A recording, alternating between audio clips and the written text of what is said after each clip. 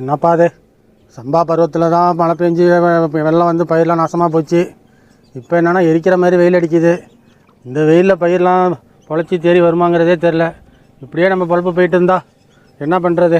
என் பையனை எப்படி படிக்க வைக்கிறது? என் பொண்ணை எப்படி கல்யாணம் பண்ணி கொடுக்குறது? ஒன்றுமே தெரிலப்பா. போப்பா அண்ணா, ரொம்ப ஃபீல் பண்ண வேணாண்ணா. உங்கள் கஷ்டத்தெல்லாம் போக்க தான் பிரதான் மந்திரி ஃபசல் பீமா யோஜனா ஸ்கீம் இருக்குது. அந்த ஸ்கீமில் செஞ்சிங்கன்னா எல்லாம் சரியாயிடுண்ணே. என்னது ஸ்கீமா? அந்த ஸ்கீமை பற்றி எனக்கு ஒன்றும் தெரியாதே. யார் எதுவும் சொல்லலையாப்பா? அப்படியாப்பா? ஆமாம்ண்ணா, ஒரு ஸ்கீம் இருக்குது, பிரதான் மந்திரி ஃபசல் பீமா யோஜனா ஸ்கீமு.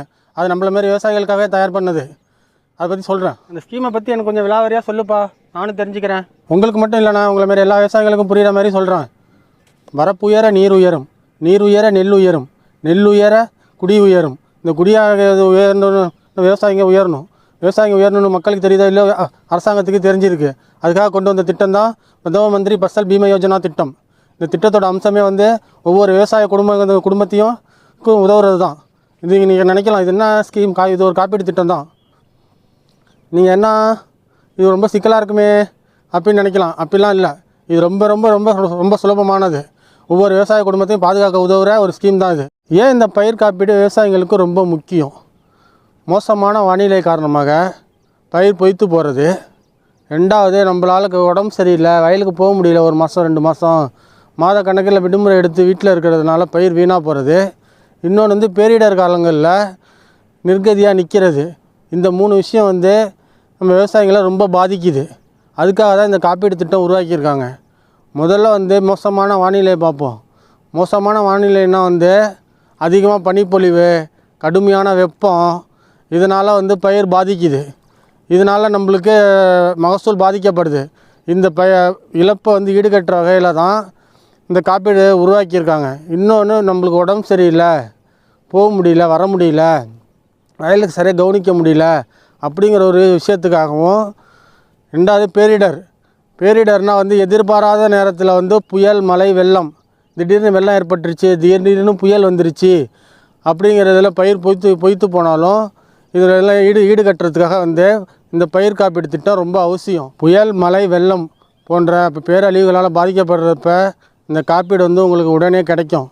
உடனடியாக நிதி கிடைக்க இந்த நிறுவனம் உங்களுக்கு உதவி செய்யுது. இப்போ வந்து ஒரு விவசாயி வந்து திடீர்னு ஒரு நஷ்டம் அடைஞ்சு, ஒரு அறுவடை டைமில் நஷ்டம் அடைஞ்சிச்சான்னா அவன் கடன் வாங்கி தான் விவசாயம் பண்ணியிருப்பான். அந்த கடனை திருப்பி கொடுக்க முடியாத சூழ்நிலையில் மீண்டும் புதிய கடன் வாங்குற மாதிரி ஏற்படும். அந்த கடன் சுமையை தவிர்க்கிறதுக்காகவே இந்த பிரதான் மந்திரி ஃபசல் பீமா யோஜனா திட்டம் உருவாக்கப்பட்டுள்ளது. இது வந்து ஒரு காப்பீட்டு நிறுவனம் தான். இதில் நீங்கள் காப்பீடு செய்யும்போது வந்து ஒரு விவசாயி கடன் ரீதியாக ஏற்படுற நிதியை வந்து உடனடியாக சமாளிக்க முடியுது. இதில் வந்து என்ன ஒரு விஷயம்னா, முக்கியமான விஷயம் வந்து ஒரு விவசாயி வந்து புது முயற்சி செய்ய இது உதவுது. ஒருத்தவங்க இந்த விதை இருக்குது நடுங்க, அந்த இது இருக்குது, இந்த பயிர் இருக்குது, இது நல்லா இருக்குது போடுங்கன்னு சொல்லுவாங்க. கடன்பட்ட விவசாயி வந்து அதை செய்ய முடியாது. ஏற்கனவே நம்ம ஏகப்பட்ட கடனில் இருக்கோம், இதுவும் நஷ்டமாயிடுச்சுன்னா என்ன பண்ணுறது அப்படின்னு யோசிப்பாங்க. அந்த மாதிரி காலகட்டத்தில் இந்த காப்பீடு திட்டம் உங்களுக்கு உதவுது. நீங்கள் புதுசாக புது முயற்சிகள் ஈடுபட்டு அதிக விளைச்சலை பார்க்கலாம்.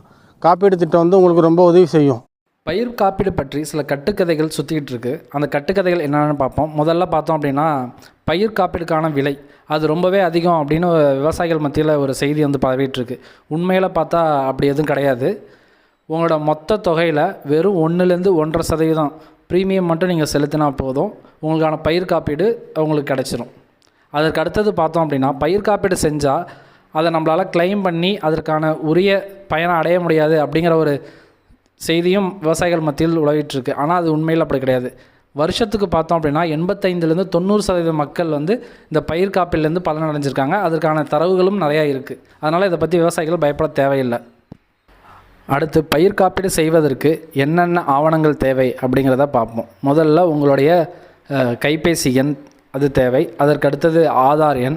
அதற்கு அடுத்தது உங்களுடைய வங்கி கணக்கு, உங்களுடைய பேங்க்கோட பாஸ்புக் தேவை. அதற்கு அடுத்தது உங்கள் நிலத்தினுடைய சர்வே எண் அல்லது புலையன் அது தேவை. அதற்கு அடுத்தது பார்த்தோம் அப்படின்னா நீங்கள் விஏஓவிடம் கையெழுத்து வாங்கிய சிற்றடங்கள். இப்போ வந்து நம்ம பிரதான் மந்திரி ஃபசல் பீமா யோஜனா திட்டத்தில் எப்படி சேர்றதுங்கிறத பற்றி நம்ம பார்ப்போம். உங்களுடைய ஸ்மார்ட் ஃபோனு இல்லைன்னா ஆண்ட்ராய்ட் ஃபோனு, உங்கள் ஃபோன் மூலியமாகவே நீங்கள் வந்து பதிவு பண்ணலாம். PMFBYங்கிற .gov.in அப்படிங்கிற இணையதளத்துக்குள்ளே போனீங்கன்னாக்கா உங்களோட மொபைல் நம்பர் கேட்கும். உங்கள் மொபைல் நம்பரை பதிவு செஞ்சீங்கன்னாக்கா உங்களுக்கு ஒரு ஓடிபி வரும். அந்த ஓடிபி வந்தோடனே உங்களுக்கு வந்து ஓடிபி நீங்கள் அனுப்புனீங்கனாக்கா உடனே உங்களுக்கு ஒரு குறுஞ்செய்தி வரும், இல்லைன்னா இமெயில் வரும், உங்களுக்கு வந்து உறுதி செய்யப்பட்டு உள்ளதுங்க. அதுக்கப்புறம் வந்து நீங்கள் பண்ண வேண்டியது என்னன்னாக்கா உங்களுடைய ஆதார் அட்டையை பதிவு பண்ணணும். ஆதார் அட்டையை பதிவு பண்ணோடனே ஆதார் அட்டை முடிஞ்சோடனே வந்து இடம் எங்கே இருக்குன்னு கேட்கும். அதாவது மாநிலம், மாவட்டம், தொகுதி இதெல்லாம் கேட்கும். இது எல்லாத்தையும் ஃபில்லப் பண்ணதுக்கப்புறம் உங்களோட சர்வே எண் அல்லது புலன் எண் ஏதோ ஒன்று போட்டிங்கனாக்கா உங்களுக்கு ஆட்டோமேட்டிக்காக வந்து அது கணக்கிட்டு உங்களுக்கான தொகை வந்துடும். அந்த தொகையை நீங்கள் செலுத்த வேண்டியதான். இன்னொரு முக்கியமான விஷயம், வங்கி கணக்கு பாஸ்புக் அதை வந்து இணைக்கணும். அது இணைச்சிட்டிங்கன்னா உங்களுக்கு ஓகே, இது கரெக்டாகிடும். இன்னொரு இது வந்து இது செய்ய முடியல, கஷ்டமாக இருக்குது அப்படிங்கிற இதில் வந்து ஃபார்மர் ஆப்னு ஒன்று இருக்குது. அதுக்குள்ளே போனீங்கன்னா உங்களுக்கு கரெக்டாக எல்லாம் தெரிஞ்சிடும். அதில் போயிட்டு ஆப்பை டவுன்லோட் பண்ணி நீங்கள் எல்லாம் செஞ்சுக்கலாம். இதுவும் முடியல, கஷ்டமாக இருக்கும், எங்களுக்கு தெரியாது அப்படின்னாக்கா போய்ட்டு ப்ரௌசிங் சென்டர் இ சேவை மையத்தில் நீங்கள் போயிட்டு உங்கள் ஆதார் அட்டை ஜெராக்ஸு, பேங்க் புக்கு ஜெராக்ஸு, விவோட்டை கொடுப்பாங்க சிட்டாடங்கள், அது எல்லாத்தையும் எடுத்துகிட்டு போயிட்டு அவங்க கேட்டிங்கனாக்கா இதுமாரி பதிவு பண்ணணுன்னு அவங்களே செஞ்சு கொடுத்துருவாங்க. இது முற்றிலும் இலவசமாக செஞ்சு கொடுக்கணும். அப்படி கேட்டிங்கன்னா அவங்க செஞ்சு கொடுத்துருவாங்க. இது என்னடா ரொம்ப போச்சு, ஐயோ இப்படிலாம் பண்ணால் நான் நஷ்டப்பட்டேன், எங்கே போய் கேட்குறது அப்படின்லாம் கஷ்டப்படாதீங்க. உங்களுக்கு ரொம்ப ரொம்ப சுலபமானது. இவங்களுக்கு பயிர் பாதிப்பு ஏற்பட்டாலோ நஷ்டம் ஏற்பட்டாலோ இது வந்து வேளாண்மை துறையும் விவசாய நலச்சங்கமும் சேர்ந்து உருவாக்குன ஒரு திட்டம். அதனால அருகில் உள்ள வேளாண் மையத்தில் போயிட்டு நீங்கள் உடனடியாக தெரிவிக்கலாம். அப்படி இல்லையா நீங்கள் பதிவு பண்ண உடனே ஒரு நகல் சீட்டு வரும்.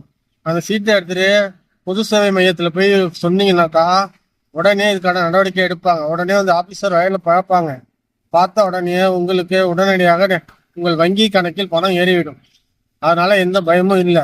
உங்களுக்கு இதில் ஏதேனும் கஷ்டங்கள் இருந்தாலும் சந்தேகங்கள் இருந்தாலும் நீங்கள் 144447 என்ற இலக்க எண்ணிற்கு கால் செய்து கேட்டுக்கொள்ளலாம். சந்தேகம் தான் திருச்சி ரக்ஷா போர்ட்டலில் போய் பார்க்கலாம். அப்படி இல்லைனாக்கா 144447 எண்ணிற்கு ஃபோன் செய்யலாம். காலைல 8 மணிலேருந்து நைட் 8 மணி வரைக்கும் அவங்க பேசுவாங்க. அவங்கள்ட்ட கேட்டு உதவி தொடர்பு கொள்ளலாம். அதுவும் கஷ்டமாக இருக்குனாக்கா உங்களுக்கு கீழே வாட்ஸ்அப் நம்பர் தெரியுது பாருங்க, அந்த நம்பர் கிடச்சிங்கனாக்கா எல்லா இன்ஃபர்மேஷனும் தெரிஞ்சுக்கலாம். அவ்வளோதாங்க. இந்த எளிய வழியில் நீங்கள் வந்து பயிர் காப்பீடு செஞ்சுக்கலாம். இன்னும் நீங்கள் பயிர் காப்பீடு பண்ணலையா, அப்போ உடனே இந்த முறையை பயன்படுத்தி நீங்கள் உங்கள் பயிர் காப்பீடை செஞ்சுக்கிங்க. இந்த வீடியோ பிடிச்சிருந்தால் லைக் பண்ணுங்கள், கமெண்ட் பண்ணுங்கள், ஷேர் பண்ணுங்கள்.